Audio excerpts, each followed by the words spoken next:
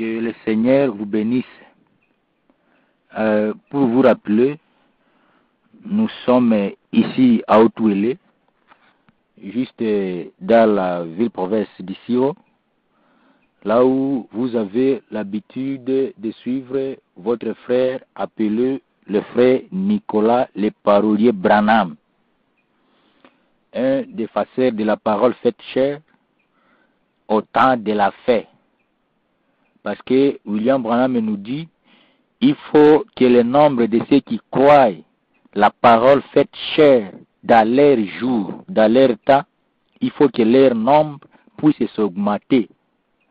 Alors, nous sommes là encore, comme je vous avais dit, que je vais reprendre les audios. Alors, en reprenant les audios, je n'ai pas voulu directement parler de thèmes que j'avais laissés. Ce qui me permet alors de faire un pas de retour pour prendre les frères du deuxième exode. S'ils sont forts, nous ferons alors le voyage avec eux jusqu'au troisième exode. Alors, s'ils ne sont pas forts non plus, eux-mêmes vont s'éliminer. Mais les Écritures sont là. Les Écritures vont vous prouver noir sur blanc qu'il faut déplacer. C'est pourquoi, pour aujourd'hui, nous venons avec toute humilité pour vous parler d'un sujet qui peut paraître étrange, mais qui est très simple. Alors, le sujet d'aujourd'hui, le sujet que nous allons aborder, s'intitule le certificat de purge des hypothèques. Le certificat de purge des hypothèques. C'est un sujet qui apparaît être étrange, mais le grand maître doit le rendre très clair. Alors, les 7 écritures doivent le rendre très clair. Le certificat de purge des hypothèques. Alors, nous prenons la Bible noire. La Bible est dans le livre des Actes des Apôtres. Les Actes des Apôtres. Le verset 2 et le chapitre 2, disons. Nous allons commencer à lire le verset 36 et nous allons descendre. Acte 2, 36. Nous allons descendre. Ok. La Sainte Bible nous dit ceci. J'ai commencé au verset 36. La Bible dit ceci. Que toute la maison d'Israël sache donc avec certitude que Dieu a fait Seigneur et Christ, c'est Jésus que vous avez crucifié. Après avoir attendu ces discours, ils eurent le cœur vivement touchés, et ils dirent à Pierre et aux autres apôtres, « Oh mes frères, que ferons-nous » Pierre leur dit, « Répatez-vous et que chacun de vous soit baptisé au nom de Jésus-Christ pour le pardon de vos péchés, et vous recevrez les dons du Saint-Esprit. Car la promesse est pour vous, pour vos enfants, et pour tous ceux qui sont au loin, en aussi grand nombre que le Seigneur notre Dieu les appellera. » Voilà. Nous avons lu dans Acte 2, 36 jusqu'à 39, le discours de Simon-Pierre. Alors, en vous prenant, je ne vais pas faire un long recul. Vous savez que Pierre, qui était disciple de Jésus, lors de la dispensation du Fils, Pierre avait une chose qui paraissait être étrange. Pourquoi? Parce que Pierre disait toujours des choses qui paraissaient contraires aux yeux des gens. Alors, leur maître, Jésus leur avait dit de baptiser les gens au nom du Père, du Fils et du Saint-Esprit. Mais, après 10 jours, Pierre a modifié la chose et a dit qu'il faut que les gens se baptisent au nom du Seigneur Jésus-Christ pour le pardon de leurs péchés et pour leur salut. Et en fait, ils doivent avoir les dons du Saint-Esprit. Voilà. C'est ça l'écriture que nous avons lu et qui nous sert pour développer notre thème, le certificat de purge des hypothèques. Alors, nous allons essayer de rendre la chose très claire. Nous allons essayer de définir le mot hypothèque selon le dictionnaire français. Le mot hypothèque dans le dictionnaire signifie un accord effectué entre celui qui en prête, un accord qui a été effectué entre celui qui en prête. Nous prenons l'exemple d'argent. Accord effectué entre celui qui en prête et celui qui fournit. Alors, celui qui en prête, celui qui s'appelle le propriétaire, et celui qui fournit s'appelle le créancier. Alors, avant d'apprêter quelque chose, il faut qu'on fasse un accord. Il faut que les gens s'attendent. Alors, cette entente-là, de l'accord entre le propriétaire de la chose qu'on veut apprêter et celui qui doit fournir, ou les créanciers, s'appelle l'hypothèque. Alors, la purge des hypothèques s'emploie dans le domaine du droit, qui est une procédure qui permet à l'acquéreur d'un immeuble de faire effacer les inscriptions d'hypothèque dont il était grévé.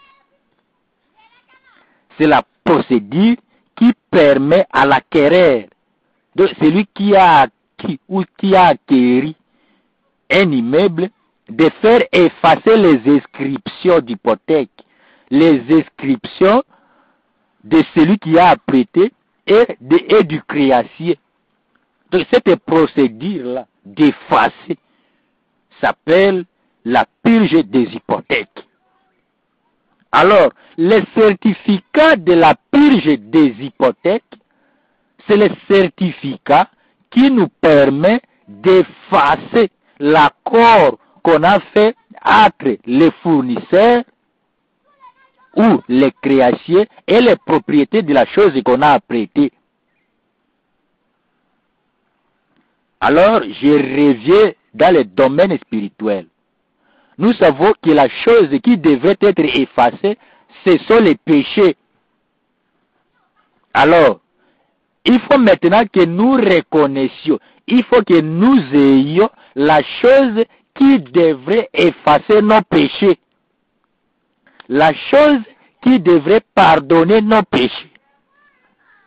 La chose qui devait nous donner la vie éternelle. La chose qui devait nous donner le salut. Cela s'appelle le purge, ou soit le certificat de purge des hypothèques. Alors, nous allons voir maintenant, c'est quoi notre certificat de purge des hypothèques. Parce que lorsque Pierre prêchait, il a dit que pour que les gens aient le pardon des péchés, il faut qu'ils soient baptisés au nom du Seigneur Jésus-Christ. Et la récompense était aussi les dons du Saint-Esprit. Les dons, pas le Saint-Esprit, mais c'était les dons du Saint-Esprit. Alors, nous allons voir qu'est-ce qui nettoie nos péchés. Ou, en termes clairs, qui est celui qui est venu nettoyer les péchés. le certificat de purge des hypothèques. Alors, nous avons lu la Bible noire. Nous abordons maintenant le message béni, l'Esprit qui est venu vivifier les lettres. Parce que la Bible nous dit, la lettre tue, mais c'est l'Esprit qui vivifie. Il faut maintenant quelqu'un qui est venu avec la révélation spirituelle pour donner la vie aux Écritures qui sont contenues dans cette Bible.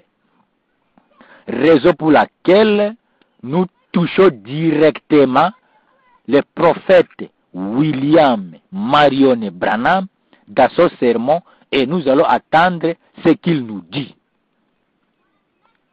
Alors nous lisons dans le sermon qu'il a nommé le sceau de Pâques. Il a prêché le 10 avril 1965.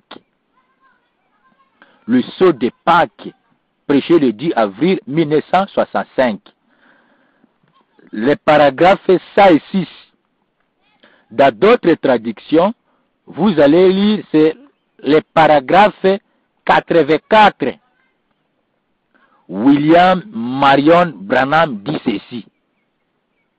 Bien, c'est là que je pense que vous, frères presbytériens et méthodistes, vous recevez potentiellement en croyant au Seigneur Jésus-Christ.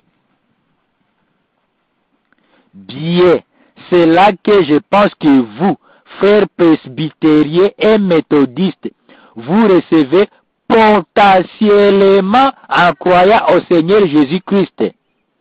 Mais le certificat de purge des hypothèques n'est pas encore là. C'est là que l'acte est dégagé. C'est que vous recevez. Mais le certificat n'est pas encore là. Les méthodistes, les presbytériens, les pentecôtistes, ce que vous recevez, c'est seulement les dons du Saint-Esprit, les parler à langue et d'autres choses. Mais le certificat de purge des hypothèques n'est pas encore là. Aïe, aïe, aïe. Évoluons. Nous prenons le deuxième sermon. Nous lisons dans une autre brochure qu'il a intitulé le sceau de Pâques. Le sceau de Pâques, toujours la même brochure. Alors, nous allons lire les paragraphes 118 ou les paragraphes 93. Il dit ceci. Le Saint-Esprit cherche aujourd'hui des cœurs honnêtes pour croire ces messages. Tout ce que la Bible contient comme promesse est destiné aux croyants. Et quand vous l'acceptez dans sa plénitude, alors Dieu sait que vous le ferez. Il vous donne les certificats qui s'y rapportent. Alors, toutes les promesses qui ont été faites sont à votre possession. Et le Saint-Esprit doit vous les vivifier. Oh là là, quelle sorte de gens devrions-nous donc être? Comme c'est merveilleux de voir le glorieux Saint-Esprit de Dieu ici pour accomplir cette puissance. Pensez-y, le Saint-Esprit lui-même est ici pour rendre témoignage de cette ère-ci. Jésus l'a dit, il est le même hier, aujourd'hui et pour toujours. Comment un homme oserait-il enlever ça de là? La preuve, le certificat que vous devez avoir, que vous devez admettre, ce sont les promesses que le Saint-Esprit met au clair devant vous. William Branham me dit, le Saint-Esprit est ici. Le Saint-Esprit rend la chose claire. Il vivifie les promesses.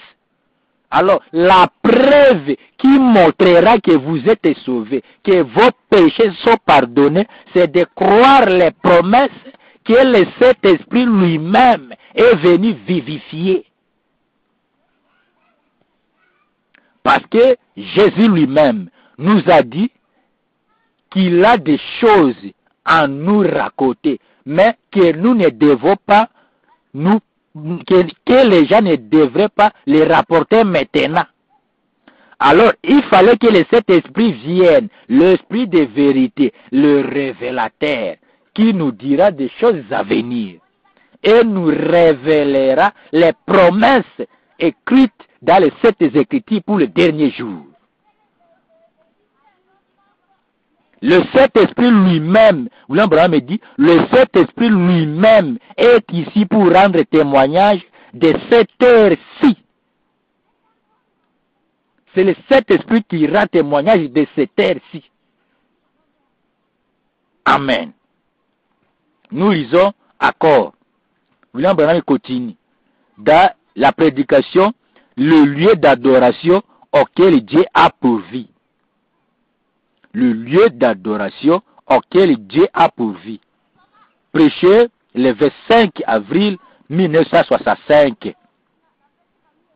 William Branham dit ceci. Écoutez très bien. Et nous sommes à Jésus-Christ par un baptême spirituel, pas par l'eau. C'est par l'Esprit que nous sommes baptisés dans un seul corps, qui est Christ, le lieu d'adoration. En état donc là-dedans, c'est sur cette base que nous nous tenons. C'est comme le titre donc de propriété. Alors, lorsque le Saint-Esprit vient vivifier la parole, le Saint-Esprit nous met dans les lieux célestes, nous prend, il nous amène dans la révélation, il nous fait ravir dans les lieux célestes en Christ. Et William Branham nous dit, pour être là, ce n'est pas par l'eau. Il dit, c'est par un baptême spirituel. Parce que la Bible nous a dit que celui qui viendrait, celui-là dont Pierre ou Jean était incapable de délier la couronne de ses souliers, lorsqu'il viendra, il nous baptisera de son esprit. Pas par l'eau. Il nous baptisera de son esprit. Alors, être dans les lieux célestes en Jésus-Christ, ce n'est pas par l'eau. Croire les promesses des temps de la fête, ce n'est pas être baptisé dans l'eau, c'est être baptisé par le Saint-Esprit lui-même. Amen. Oh, William Mario Branham est merveilleux. Nous ajoutons une autre citation. Il nous dit ceci, dans le signe qu'il a prêché le 28 novembre 1963. Il nous dit ceci, le paragraphe 123. William Marion Branham dit, et si la vie de Jésus-Christ est dans la personne, cette personne deviendrait identifiée à lui. Si vous avez la vie de Jésus-Christ dans vous, vous devez être identifié à lui. C'est Christ en vous, pas un membre d'église, pas un système, mais la puissance de la résurrection. C'est le Saint-Esprit qui est un signe sur vous, afin que votre vie dise Amen à chaque écriture, aux promesses qui y sont écrites. Lorsque vous admettez toutes les promesses, vous êtes dans les lieux célestes. Et en état dans les lieux célestes, la vie qui était dans Jésus-Christ est à vous. William Branham nous dit, la vie qui était dans le Seigneur Jésus-Christ, c'est un homme. Il dit, cette vie-là était dans les sang. Alors, la vie qui était dans les sang, c'est le Saint-Esprit. Et si quelqu'un a le Saint-Esprit, c'est le signe pour lui. C'est le signe qu'il est déjà sauvé. C'est le signe qu'il est pardonné. Et il doit être identifié aux promesses que le Saint-Esprit a rendues réelles, aux promesses que le Saint-Esprit a vivifiées. C'est le Saint-Esprit qui est un signe sur vous, afin que votre vie dise Amen à chaque écriture, aux promesses qui y sont écrites. Si vous avez le Saint-Esprit, si vous reconnaissez le Saint-Esprit, vous allez dire Amen à toutes les Écritures. Pourquoi? Parce que vous avez reçu votre signe qui est le Saint-Esprit. William Branham dit, même les ça n'est pas le signe. Parce que le signe, c'était la vie qui était dans les ça. Et la vie qui était dans les ça est venue dans les derniers jours.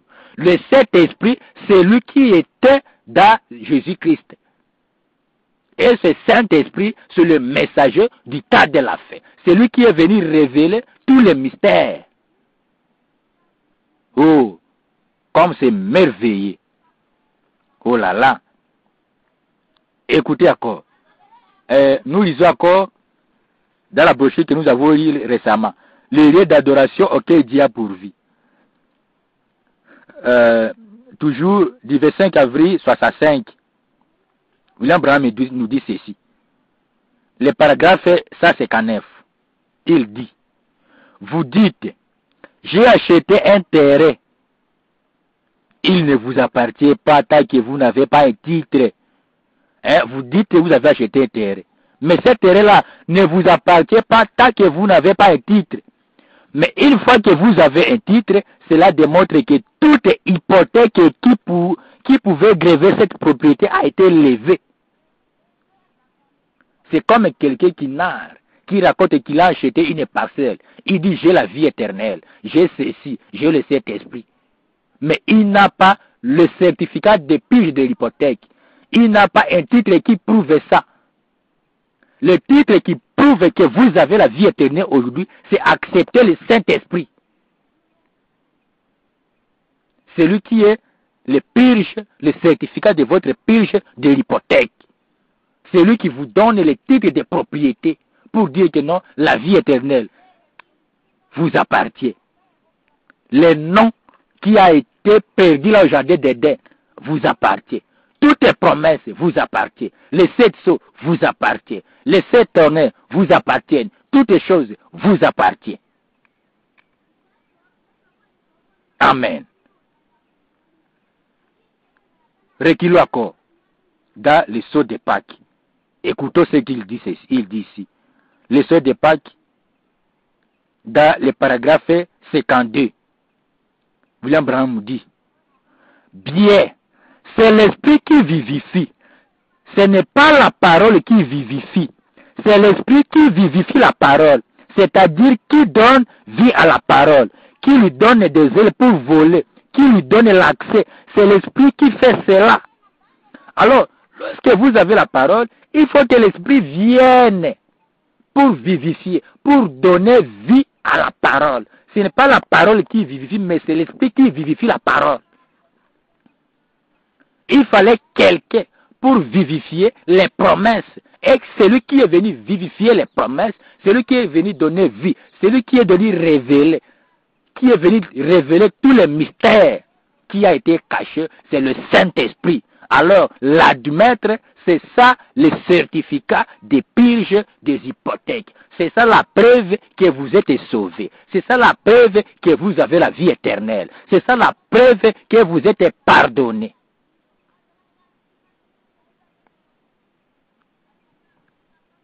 Amen. La preuve que vous êtes pardonné, ce n'est pas aller dans une église. La preuve que vous êtes pardonné, ce n'est pas saluer les gens. La preuve que vous êtes pardonné, ce n'est pas mener une vie, une sainteté fabriquée, mais c'est admettre le Saint-Esprit.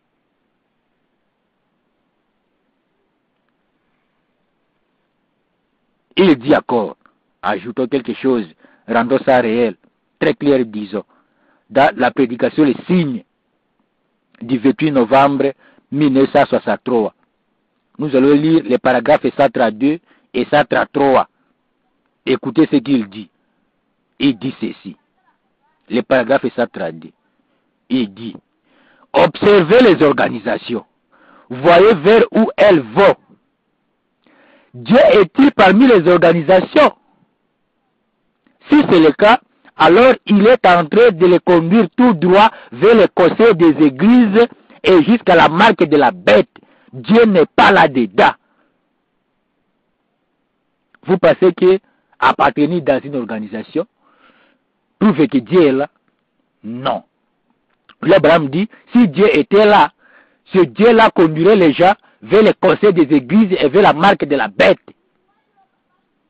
C'est pour vous montrer que ce qui vous conduit dans les conseils des églises, c'est l'antichrist.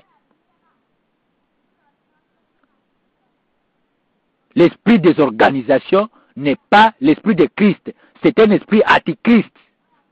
Et ça vous conduit directement vers la marque de la bête. Or, la marque de la bête, c'est le sceau de l'antichrist. Le sceau de Dieu, c'est le Saint-Esprit. Le paragraphe 133, il dit le même sermon. Dieu est dans sa parole, car il est la parole. C'est exact. J'ai attendu, et la foi vient de ce qu'on attend. Non pas les conseils, mais la parole, de ce qu'on attend, la parole. La foi vient de ce qu'on attend. La foi ne vient pas des conseils. Vos organisations là, vos églises, c'est là où on part vous conseiller. Frère, il faut saluer les gens. Frère, il faut être ceci. Sœur, il faut se vêtir comme ça. Les conseils, mais Dieu n'est pas là-dedans. Dieu est dans sa parole. Et la parole et Dieu, c'est la même chose. Amen. Continuons. Nous allons lire dans la présence de Dieu non reconnu. La présence de Dieu non reconnu. Prêché le 18 juin 1964. William Branham dit encore une chose ici. Il dit au paragraphe 118 à 139, il dit ceci. Tant de choses, regardez en ce jour-ci, ce qu'il a dit qui devrait avoir lieu. Regardez aux promesses qu'il a faites, qui devraient s'accomplir ce jour-ci. Et ensuite, examinez cela par rapport à ce qui se passe et regardez où nous en sommes. Alors vous verrez s'il est toujours dans sa parole ou pas. Ne regardez pas dans d'autres choses. Ne regardez pas dans votre tabernacle. Ne regardez pas par-ci par-là. Regardez dans la parole. Regardez dans les promesses. Et vous voyez ce qui se passe. Et vous-même, vous saurez où nous en sommes. Lesquelles sont les promesses qui avaient été prédites dans les derniers jours. Alors, en admettant ces promesses, vous avez les certificats de purge des hypothèques. Vous avez directement le Saint-Esprit. Et la Bible nous dit, Dieu doit juger le monde par sa parole. Et ce n'est pas chaque parole, mais les promesses. Et il dit encore, il ajoute quelque chose ici, dans les citernes crévassées. Les citernes crévassées, paragraphe 113, 116 et 122. Vous allez lire avec dans vos brochures là. Il dit ceci. Je lis juste les essentiels. Il dit au paragraphe 126. La marque de la bête est en train d'agir aujourd'hui. Et le sceau de Dieu, c'est le Saint-Esprit. Aujourd'hui, la marque de la bête agit. Le sceau de Dieu aussi agit sur le Saint-Esprit. Le rejeter, c'est la marque de la bête. Si vous rejetez le sceau de Dieu qui est le Saint-Esprit, vous avez directement la marque de la bête. Quiconque voit le Saint-Esprit et ne le reçoit pas, alors qu'il était censé le recevoir, reçoit automatiquement la marque de la bête, car il n'existe que deux catégories. Tous ceux qui n'avaient pas le sceau de Dieu avaient la marque de la bête. Donc, recevoir le sceau de Dieu, c'est recevoir le Saint-Esprit. Le rejeter, c'est recevoir la marque de la bête. Voilà tout, c'est l'exacte vérité. Vous allez trouver ça dans Questions et Réponses de 1959. Prêché le 28 juin 1959. Vous allez trouver là-bas. Donc, quiconque rejette le Saint-Esprit aujourd'hui reçoit directement la marque de la bête. Et le Saint-Esprit, ce n'est pas un vent. Le Saint-Esprit, c'est une personne. William Branham dit, lui, le Saint-Esprit, c'est un pronom personnel. Le rejeter aujourd'hui, c'est recevoir la marque de la bête. Et la marque de la bête aujourd'hui est en train d'être opérée dans les organisations.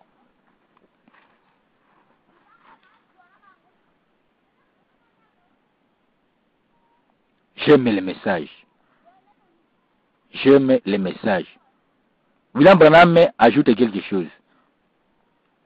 Il dit ici, dans la brochure qu'il a intitulée Les prophètes Élysée, il dit ceci, le paragraphe 25. J'ai lu juste l'essentiel. Il dit ceci. Il est à de prendre ce Saint-Esprit dont nous sommes et dire, où est le Dieu qui était sur Jésus-Christ? Où est le Dieu d'Abraham, d'Isaac et de Jacob? Où est le Dieu qui était sur notre Seigneur Jésus-Christ? Ce sont là les bénédictions. C'est le tas où nous vivons, de chercher où se trouve le Dieu qui était dans le Seigneur Jésus-Christ.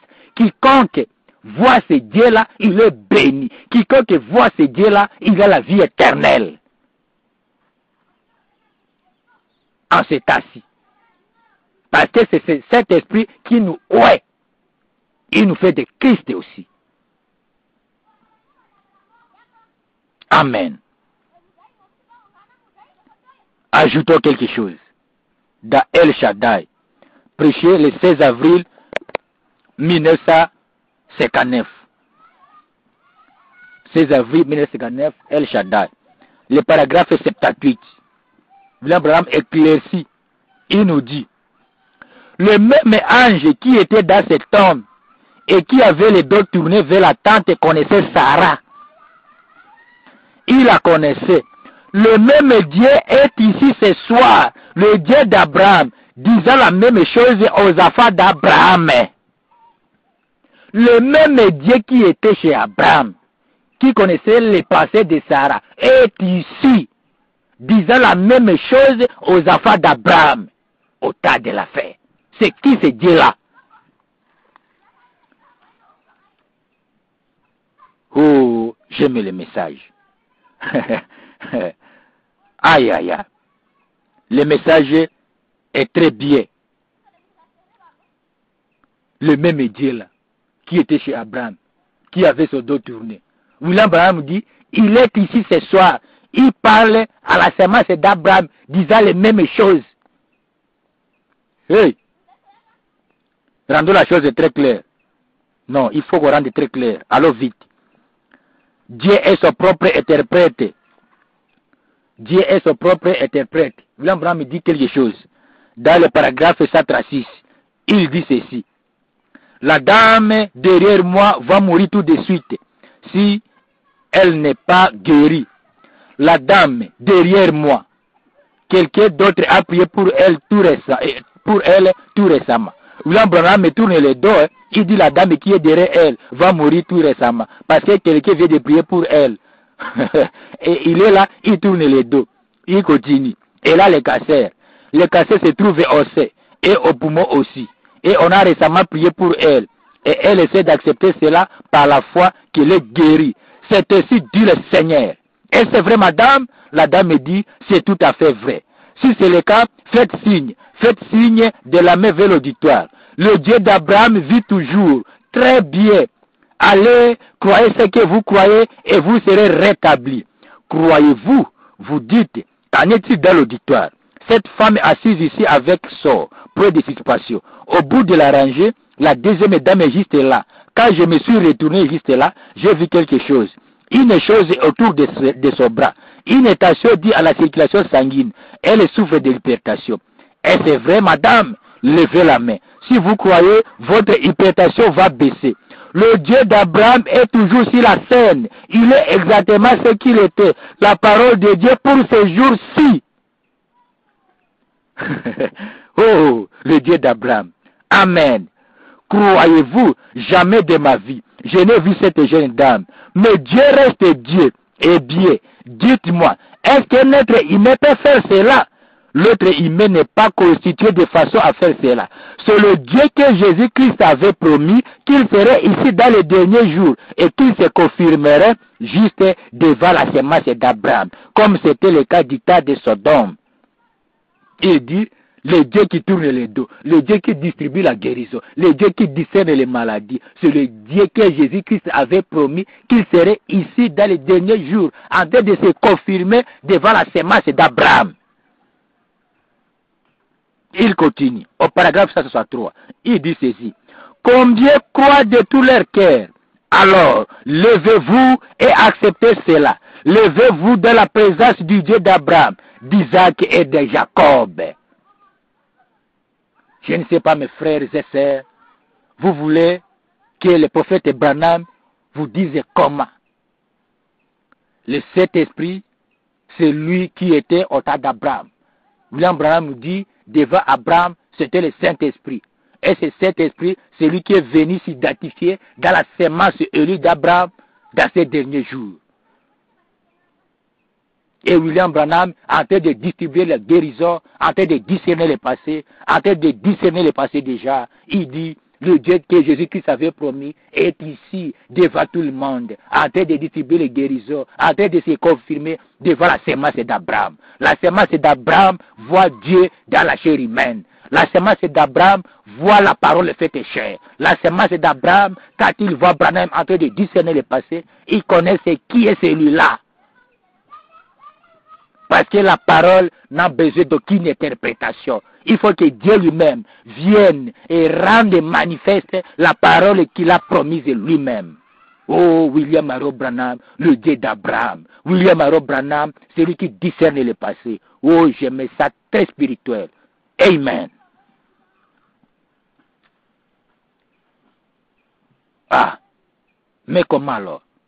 Et nous qui avons crié au Seigneur Jésus-Christ, qu'est-ce que nous allons faire? Il y a ceux-là qui disent, nous avons crié au Seigneur Jésus-Christ. Il faut qu'on s'arrête là? Non. Il ne faut pas s'arrêter là. Il faut suivre les promesses que Jésus-Christ avait promis. Jésus-Christ vous a promis Jean 14 et 12. Jésus-Christ vous a promis Jean 16 et 12 à 16.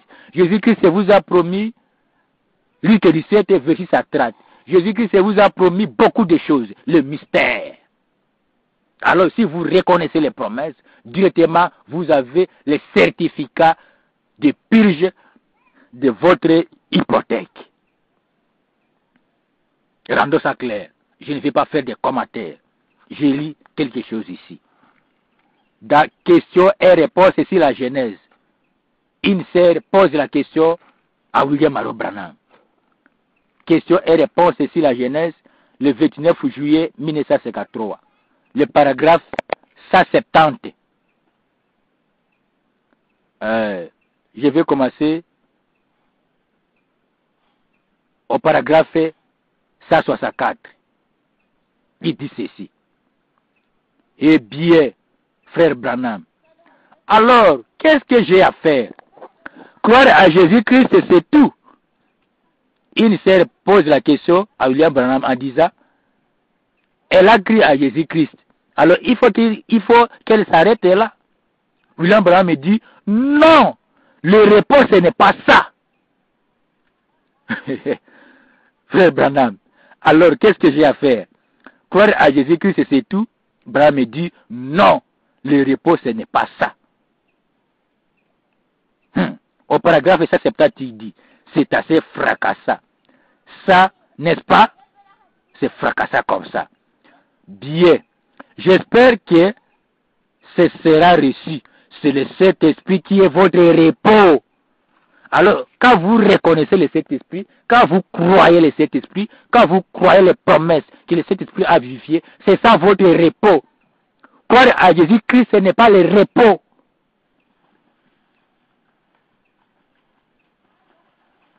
Ah, William Branham est merveilleux. Le certificat de purge des hypothèques, c'est le Saint-Esprit.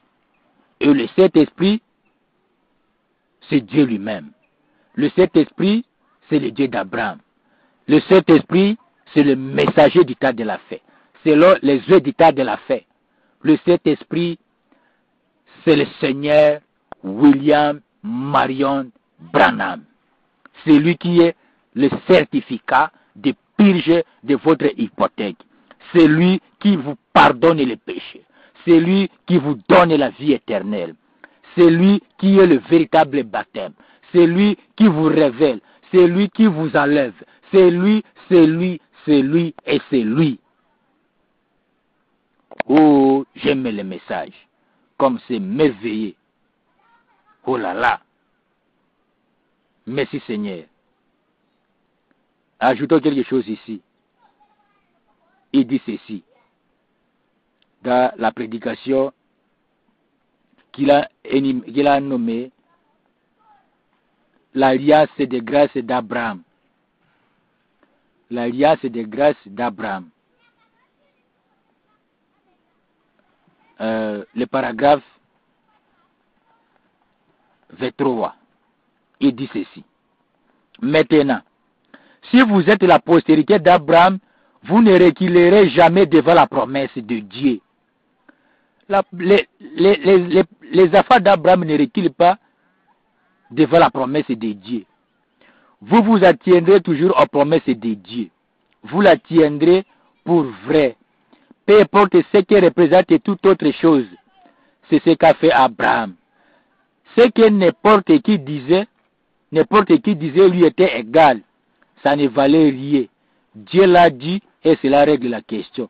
C'est ainsi avec la postérité d'Abraham. Écoutez maintenant. Êtes-vous la postérité d'Abraham? Que la parole de Dieu soit reconnue pour vrai et celle de tout homme pour mensonge. La parole de Dieu. Ainsi donc, vous voyez, si vous venez à elle et professez être la postérité d'Abraham et que vous vous en détourniez, c'était possible. Vous vous détournez de Dieu et il ne reste plus de sacrifice pour votre incrédulité. Ça n'est fini de vous. Vous voyez, maintenant, il a fait pour Abraham. Non pas Abraham, si tu fais telle chose, je ferai de toi une grande nation et je ferai de toi un père des nations. Il a dit, je l'ai déjà fait. Rappelez-vous la promesse. C'est totalement la grâce. Et la loi n'y intervient pas du tout. Il n'y a plus du tout de si. C'est absolument Dieu choisissant Abraham. Eh bien, même si vous n'êtes pas d'accord avec une partie de ceci, considérons tout simplement cela dans un esprit de prière. Maintenant, vous voyez, il ne s'agit pas de ce que vous avez fait, de ce que sont vos désirs. Il ne s'agissait pas du désir d'Abraham. Il était un païen. Il était venu de la tour de Babel, là, dans la vallée de Shinéar, au pays de Chaldéen, de la ville dure. Et il était juste un homme ordinaire. Abraham n'a rien fait. C'était même pas ses désirs, mais c'est Dieu qui, par sa grâce et par élection, a choisi Abraham. C'est de cette manière qu'il vous a choisi. Il n'y a rien que vous ayez fait. C'est ce que lui a fait en bien. Rappelez-vous à Abraham et à sa postérité. Au paragraphe 25, il dit, si vous pensez que vous êtes devenu un ministre ou un chrétien parce que les gens parlent en bien de vous, ou que vous avez adhéré à une église, ou parce que vous faites partie d'une association, ou bien c'est la plus grande église de la ville, vous ne faites que vous tromper vous-même. C'est tout. Pour ce qui est du christianisme, vous êtes une personne misérable. Dieu choisit par élection. Romains chapitre 9, au chapitre 8, déclare que c'est afin que l'élection de Dieu subsiste sûrement, avant qu'aucun des deux enfants, Esaïe et Jacob, ne finissent, avant même qu'ils n'eussent eu l'occasion de prendre une décision sur ce qu'ils allaient faire. Dieu dit, je hais Esaïe et j'aime Jacob. Car Dieu savait ce qu'ils étaient bien avant que le monde ne fût formé. Dieu vous a choisi en Christ bien avant que le monde n'existe. C'est la Bible qui le dit. Il a mis votre nom dans le livre de vie de l'agneau. Ce n'est pas parce que vous êtes venu à l'autel, mais il l'a fait avant la fondation du monde. C'est ce que la Bible dit. Aujourd'hui, si vous êtes la semence d'Abraham, vous ne devez pas reculer devant les promesses. Vous devez croire la promesse. Et si vous reculez devant les promesses de Dieu, cela prouve que vous n'êtes pas la postérité d'Abraham. Si vous n'êtes pas la postérité d'Abraham, donc vous avez été créé pour être perdu. La postérité d'Abraham dira Amen à toute écriture. La postérité d'Abraham, lorsqu'il voit le Dieu d'Abraham en train de discerner, le Dieu d'Abraham en train de guérir, le Dieu d'Abraham en train de révéler le mystère. Le Dieu d'Abraham, en train de distribuer les guérisons. La semence d'Abraham doit se courber devant le Dieu d'Abraham. Et lorsque Abraham avait reconnu ce Dieu-là, qui apparaissait comme un homme ordinaire, c'était le salut pour lui. Lorsqu'il avait reconnu ce Dieu-là, il n'avait plus besoin d'un pasteur. Lorsqu'il avait reconnu ce Dieu-là, il n'avait plus besoin d'être un membre d'une église quelconque. Lorsqu'il avait reconnu ce Dieu-là, c'était le repos pour lui. Et lorsque vous aussi, vous reconnaissez le Dieu d'Abraham, lorsque vous reconnaissez le Saint-Esprit, c'est le repos pour vous. C'est la preuve que vos péchés sont pardonnés. C'est la preuve que vous avez la vie éternelle. C'est la preuve que vous êtes scellés du Saint-Esprit et vous n'aurez plus la marque de la bête. Pour aujourd'hui, c'est ce que Dieu avait mis pour que nous vous disions que le Saint-Esprit, William, Marion, Branham vous bénisse.